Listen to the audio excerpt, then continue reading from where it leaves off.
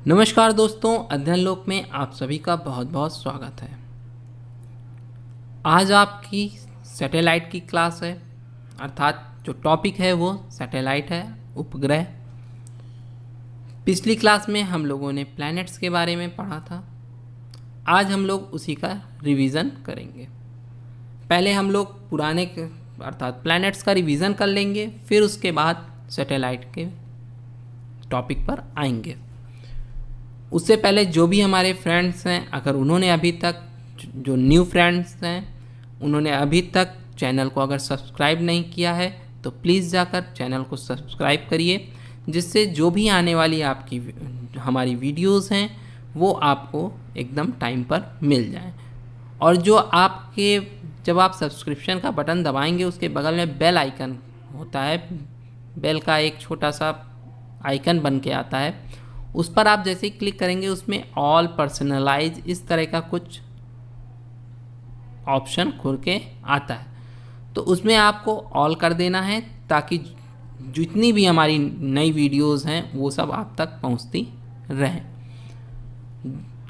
और मैं बताना चाहूँगा कि आपको किसी भी लेक्चर की पीडीएफ अगर पानी है तो हमारे टेलीग्राम चैनल अध्ययन लोक में आप ज्वाइन होइए और वहाँ पर हेलो लिखिए और अपना नाम और किस विषय की आपको पीडीएफ चाहिए आप उसको बताइए।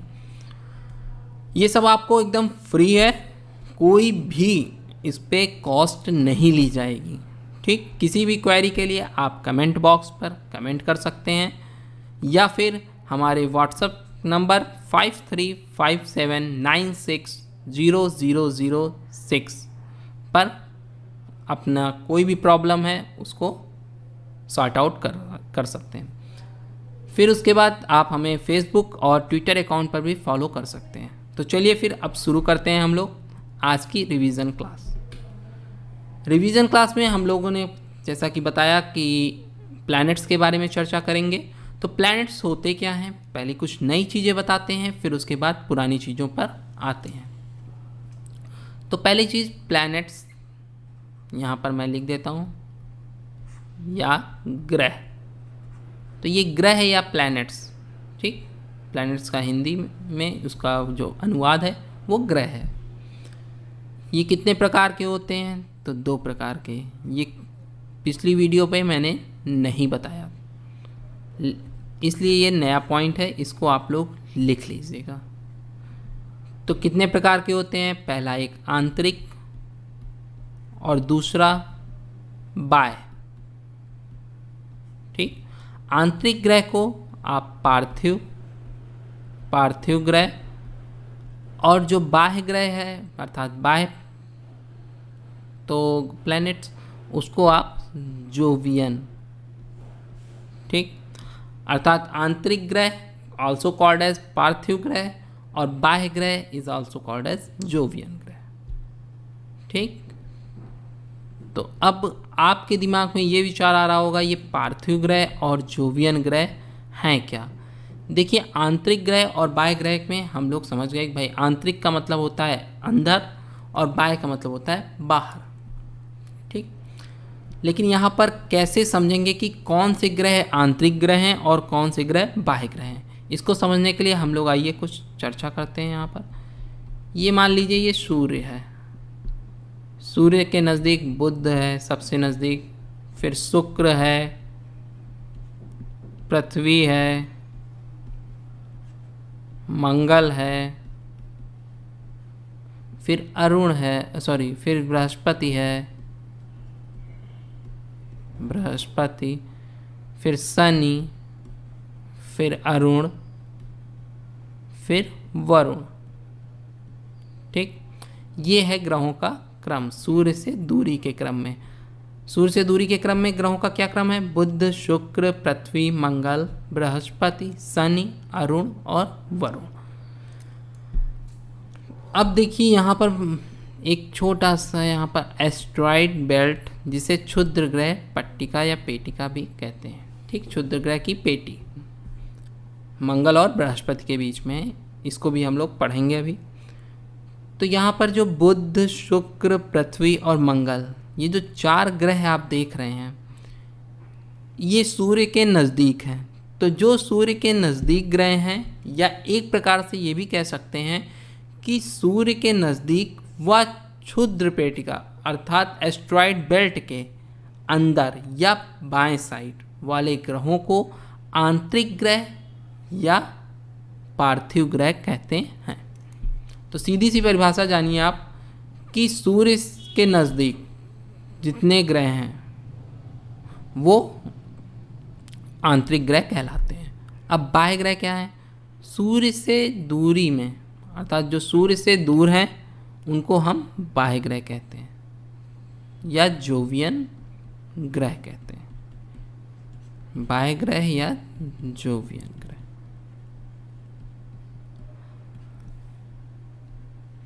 क्वेश्चन आएगा कि पार्थिव ग्रह कौन सा है। ठीक, कई बार क्वेश्चन आया है कि पार्थिव ग्रह या जोवियन ग्रह, दो क्वेश्चन आते हैं इसमें। आंतरिक और बाह्य में ज़्यादा नहीं पूछता है क्वेश्चन, इसमें दूसरा शब्द यूज़ करता है जो है पार्थिव ग्रह और जोवियन ग्रह। पूछेगा इनमें से कौन सा पार्थिव ग्रह नहीं है, उसमें 4 ऑप्शन उठा के रख देगा, बुध, शुक्र, पृथ्वी, बृहस्पति। तो आपको करना पड़ेगा बृहस्पति नहीं है। ठीक है, यहाँ पर नहीं बोल रहा हूँ मैं, तो नहीं पर आपको ध्यान देना पड़ेगा। ठीक, फिर उसके बाद अब इनके बारे में थोड़ा सा अंतर जान लेते हैं। देखिए, जो सूर्य के पास है बुध, शुक्र, पृथ्वी, मंगल, उसका टेम्परेचर कैसा होगा, और बृहस्पति, शनि, अरुण और वरुण का टेम्परेचर क्या होगा, अर्थात तापमान। हिंदी में बोले तो तापमान क्या होगा। इनका गुरुत्वाकर्षण बल कितना होगा, गुरुत्वाकर्षण बल, और जिसको कहते हैं ग्रेविटेशन फोर्स, इसको शॉर्ट फॉर्म में लिख देते हैं जीएफ।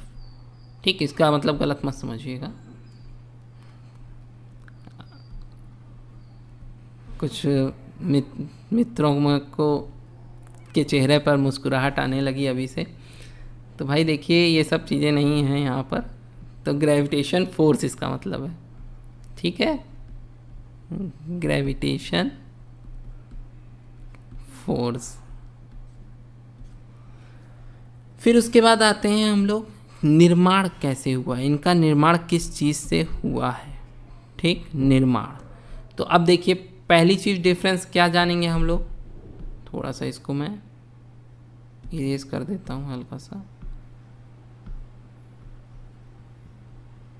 ग्रेविटेशन फोर्स को।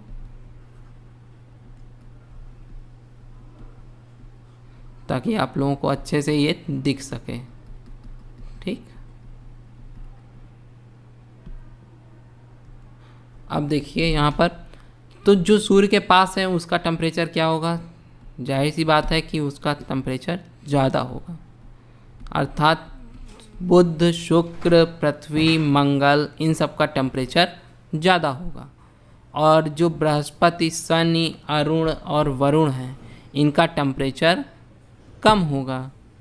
ठीक, क्योंकि ये सूर्य से दूर है, तो इनका टेम्परेचर क्या होगा, कम होगा।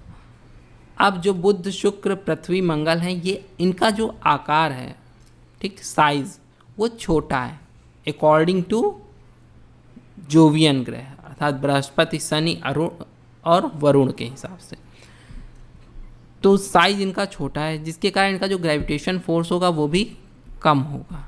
ठीक, तो पार्थिव ग्रह जितने भी हैं उनका ग्रेविटेशन फोर्स या गुरुत्वाकर्षण बल, गुरुत्वाकर्षण शक्ति कम होगी। और बृहस्पति, शनि, अरुण, वरुण अर्थात जोवियन ग्रह की ज़्यादा होगी। ठीक, निर्माण, इनका निर्माण कैसे हुआ, तो देखिए इनका निर्माण कैसे होगा। पहली चीज़, जो जोवियन ग्रह हैं पहले उनके बारे में जान लें। जोवियन ग्रह का निर्माण गैसों से, अधिकतर जो ग्रह हैं जोवियन ग्रह के, वो गैसों से निर्मित हुए हैं। ठीक, और ये छोटे छोटे कणों से मिलकर बने हैं। ठीक, अर्थात कणों से निर्माण हुआ इनका, कण से। ये हो गई आप लोगों के लिए एक छोटी सी नॉलेज, नई है इसलिए आप लोग इसको नोट करिएगा। अब आ जाते हैं थोड़ा सा छोटे छोटे बातों पर। बुध, सूर्य के से दूरी के क्रम में बात करते हैं। तो यहाँ पर बुध क्या है? तो बुध सूर्य के सबसे निकट ग्रह है। ठीक। सेकेंड पॉइंट लेंगे, सौरमंडल का सबसे छोटा ग्रह है। सौरमंडल का सबसे छोटा ग्रह, तो सौरमंडल का सबसे छोटा ग्रह। ठीक, सौरमंडल का सबसे छोटा ग्रह है। फिर कितने दिनों में ये परिक्रमा पूरी कर लेता है? परिक्रमा में समय कितना लेता है? सूर्य की परिक्रमा में, ठीक है, ब्रैकेट में लिख देता हूँ सूर्य की, तो ये 88 दिन लगाता है, 88 डेज। ठीक, सबसे कम दिनों में। फिर उसके बाद बात करते हैं उपग्रह की। तो जो बुध है उसका कोई भी उपग्रह नहीं है। नहीं के लिए मैंने इसमें क्रॉस का चिन्ह लगा दिया है। ठीक है। बुध पर वायुमंडल भी नहीं है, वायुमंडल का अभाव है।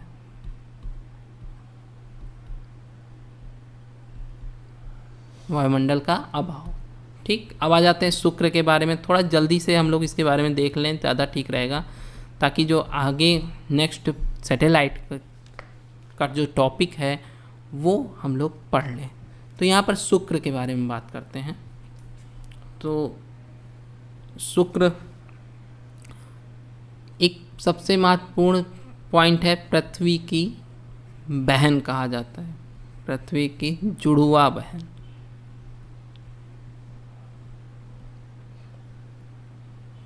या पृथ्वी की बहन, इस तरह करके इसको संबोधित करते हैं, पृथ्वी की बहन या पृथ्वी की जुड़वा बहन। फिर शाम को ये पश्चिम में दिखाई देता है, शाम को पश्चिम में,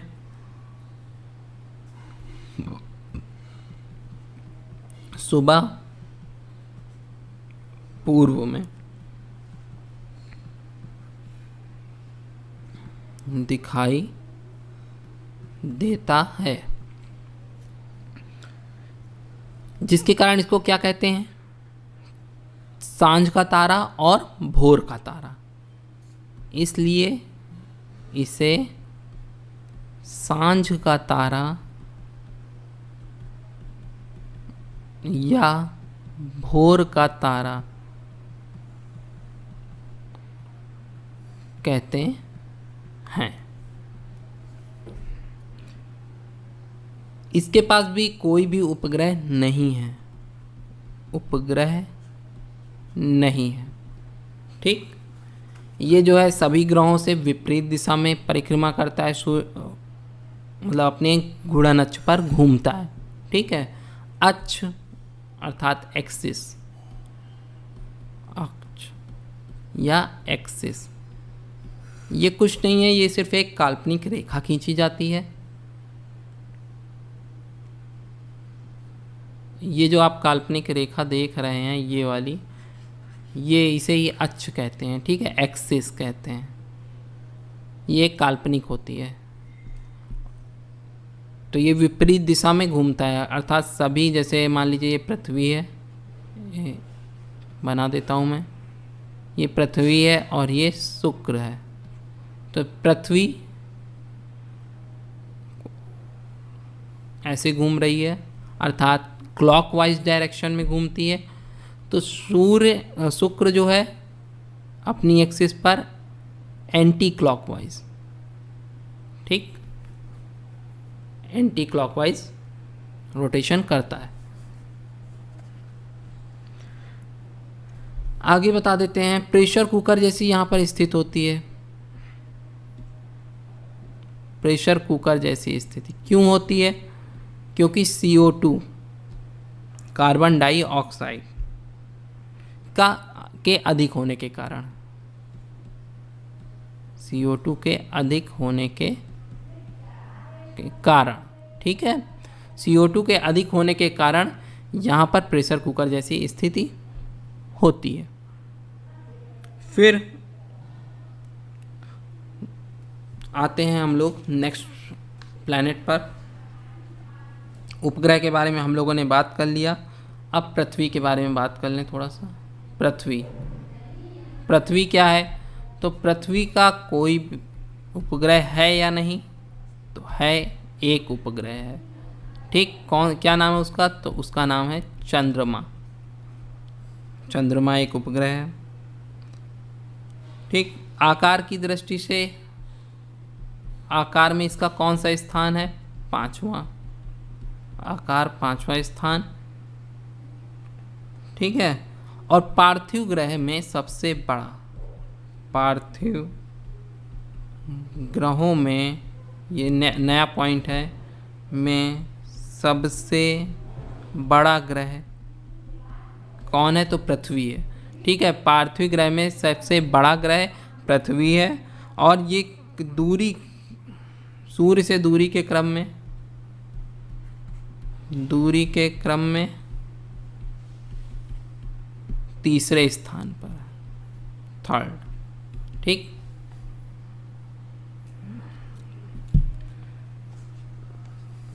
अब इसके बाद क्या बताएं? सौरमंडल में सक्रिय ज्वालामुखी पाए जाने वाले 5 ग्रहों में से यह भी एक है। अर्थात सौरमंडल में जो सक्रिय ज्वालामुखी पाए जाते हैं तो वो कितने ग्रहों पर पाए जाते हैं? 5 ग्रहों में। ये भी आप नोट कर लीजिएगा, ये नोट करने वाला पॉइंट है। यहाँ पर मैं नोट लिख देता हूँ, थोड़ा सा कलर चेंज कर देता हूँ। सक्रिय ज्वालामुखी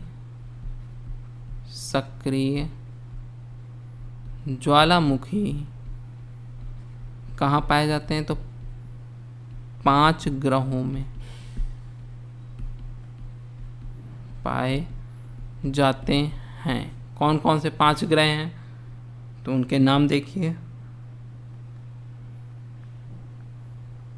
पहला नाम पृथ्वी का ही लिखता हूँ, फिर बृहस्पति,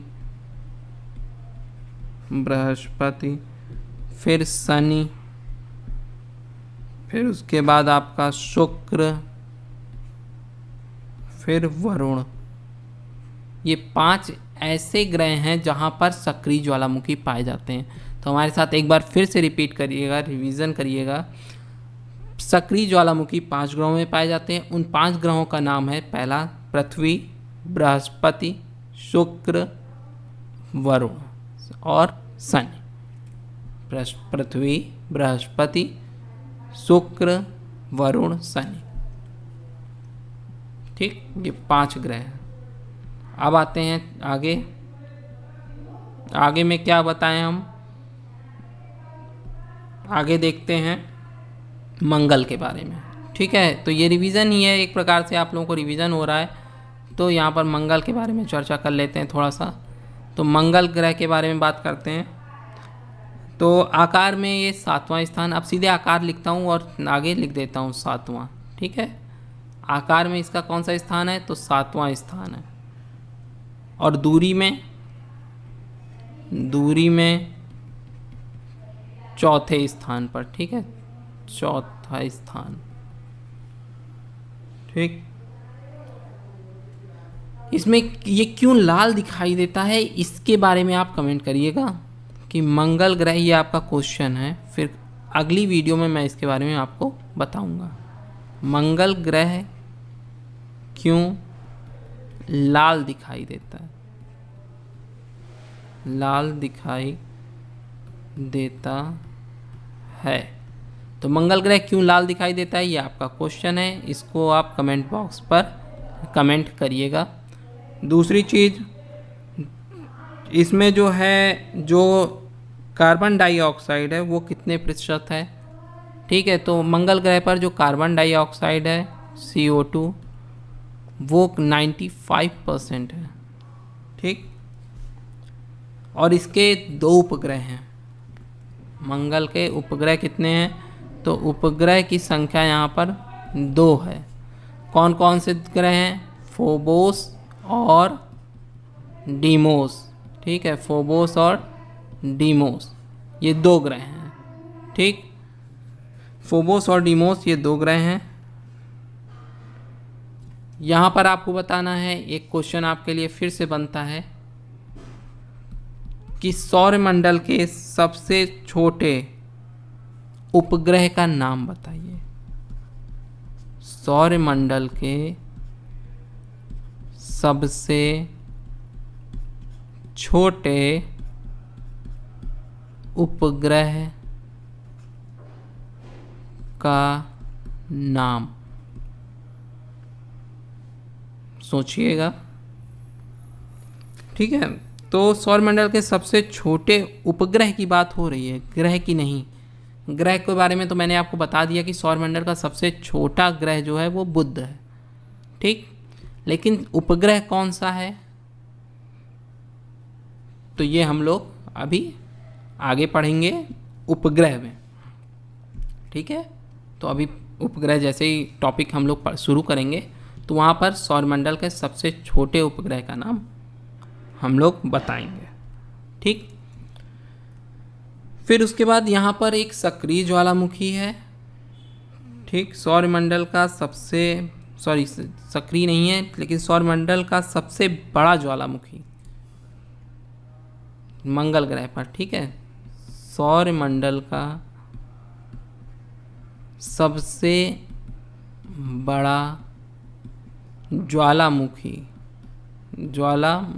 का क्या नाम है, कौन सा है, ये आपको बताना है। ठीक, आपके लिए 2 क्वेश्चन है, तीसरा क्वेश्चन अभी आपको उपग्रह में मिल जाएगा। ठीक, तो सौरमंडल का सबसे बड़ा ज्वालामुखी कौन सा है ये आप बताइएगा। फिर मैं आपको बता देता हूँ कि मंगल ग्रह पर ही स्थित एक पर्वत है। मंगल ग्रह पर स्थित पर्वत निक्स ओलंपिया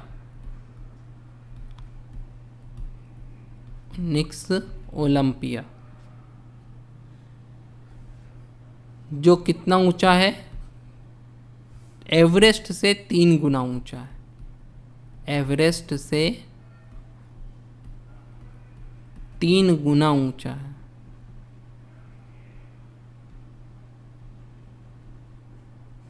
ठीक, ये मैंने आपको बता दिया। अब आ जाते हैं जल्दी से बृहस्पति ग्रह के बारे में। बृहस्पति क्या है, बृहस्पति सबसे बड़ा ग्रह है। बृहस्पति सबसे बड़ा ग्रह, सबसे बड़ा ग्रह। एक प्रकार से रिवीजन क्लास क्या, मैंने इसको एकदम अच्छे से इलेबोरेट करके बताया आप लोगों को, ताकि ये चीज़ें आपके दिमाग में बैठ जाए, क्योंकि इन सबसे क्वेश्चन पूछता है और इन सबसे क्वेश्चन आता है, इसलिए मुझे फिर से इसको रिवीजन करवाना पड़ा। ठीक, सौरमंडल का सबसे बड़ा ग्रह, सौरमंडल का। ठीक, यहाँ पर सौरमंडल की बात कर रहे हैं। और इसके सबसे ज़्यादा उपग्रह हैं, सर्वाधिक उपग्रह। ठीक, सर्वाधिक उपग्रह, ये हो गया इसके बारे में। ये तारे और ग्रह दोनों के गुण रखता है। तारे व ग्रह दोनों के गुणों से युक्त है, गुणों से युक्त। तो तारे और ग्रह दोनों के गुणों से ये युक्त है। ठीक, अब इसमें और क्या कहते हैं इसको, इसमें जो है लघु सौर तंत्र की भी उपमा दी जाती है, अर्थात इसको लघु सौर तंत्र भी कहते हैं। लघु सौर तंत्र। ठीक, अब आते हैं शनि के बारे में। शनि, तो अब शनि क्या है, ये दूसरे स्थान पर है। ठीक है, आकार में, आकार में इसका कौन सा स्थान है, तो सेकंड स्थान इसका आकार में है। सूर्य से दूरी के क्रम में दूरी के क्रम में 6वें स्थान पर है। ठीक, इसके चारों ओर वलय पाए जाते हैं। वलय मतलब रिंग होती हैं। इसको भी मैंने आपको बताया नेक्स्ट वीडियो में, जो पिछली वीडियो है जिसमें जो है हम लोगों ने प्लैनेट के बारे में चर्चा की थी, उसमें बताया है। और ये पीले रंग, कितने, कौन से रंग का? तो पीले रंग का, पीले रंग का दिखाई देता है। ठीक है, पीले रंग का दिखाई देता है। क्यों पीले रंग का दिखाई देता है ये बताइए। तो अमोनिया के कारण, ठीक है, इसके ऊपर अमोनिया की एक परत होती है जिसके कारण ये पीले रंग का दिखाई देता है। फिर उसके बाद सेकंड स्थान पर ये इसमें भी है उपग्रह की संख्या में। ठीक है, उपग्रह में ये जो है बृहस्पति के बाद इसी का स्थान है। उपग्रह सबसे ज़्यादा इसके पास भी हैं, तो ये सेकंड स्थान पर है। ठीक है, फिर उसके बाद इसका जो सबसे पहला खोजा गया उपग्रह है वो टाइटन है। ठीक, मैं बोलता जा रहा हूँ, लिख लीजिएगा आप लोग। तो सबसे, क्योंकि वीडियो फिर लंबा हो जाएगा तो आपको दिक्कत होगी। तो शनि का सबसे पहले खोजा गया उपग्रह है वो टाइटन है। इसके पास कुल 62 से 67 उपग्रह हैं, 62 to 67। यह अंतिम ग्रह है जिसे आंखों से देखा जा सकता है।